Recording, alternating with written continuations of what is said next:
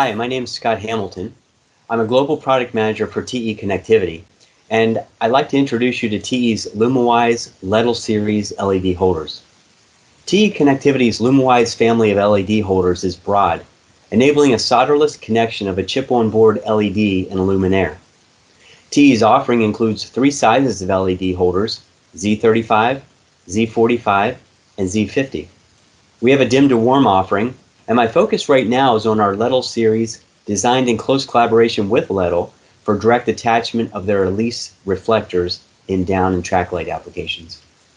The LED holder is the hub for the electrical, thermal, and optical connection in a luminaire using a COB LED. It brings the ecosystem of components into focus, providing ease of assembly and perfectly aligning the optics. The TE LEDiL Series LED holders are low-profile holders, allowing the Elise reflector to set close to the LED to achieve optimal optical performance. A push-to-fix interface between the TE LUMAWISE holder and LEDiL Elise Optic provides a clean look inside the luminaire.